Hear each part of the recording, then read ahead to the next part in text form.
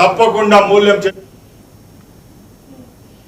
YCP నేతలపై మంత్రి గుమ్మడి సంధ్యారాణి తీవ్రంగా మండిపడ్డారు. సీఎం చంద్రబాబుకు జరుగుతున్న అవమానాలు, బూతుల రాజకీయాలకు ప్రజలు విసిగిపోయి అంబటి వ్యాఖ్యలపై తిరగబడ్డారని అన్నారు. తిరుమల లడ్డూ కల్తీ అంశాన్ని మళ్లించేందుకే వైసీపీ నేతలు దిగజారుడు భాష ఉపయోగిస్తున్నారని ఆరోపించారు.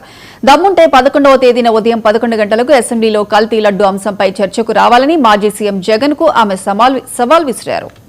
అందరికీ కడుపులో మండింది, విపరీతమైన కోపం వచ్చింది. ఎందుకంటే ఎంతో సహనంతో, ఎంతో క్రమశిక్షణతో చంద్రబాబు నాయుడు గారు సంవత్సరంన్నర నుంచి వాళ్ళ ఆగడాలను భరిస్తున్నారు, వాళ్ళని తిట్లు భరిస్తున్నారు, వాళ్ళు చేసిన వెకిల వేషాలు భరిస్తున్నారు, వాళ్ళ బూతులు భరిస్తున్నారు.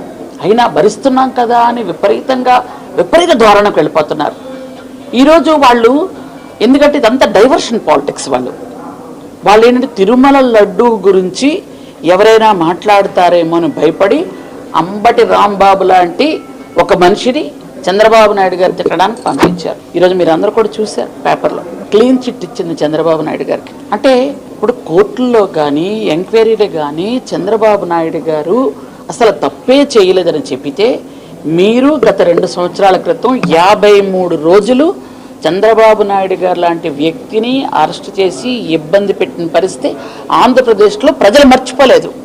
ఆ మర్చిపోకపోవడం వల్లే ఈరోజు మీ 151 సీట్ల నుంచి 11 సీట్లకు జారిపోయారు. అయినా మీకు ప్రజాస్వామ్యం అంటే విలువ లేదు, బుద్ధి లేదు, జ్ఞానం లేదు.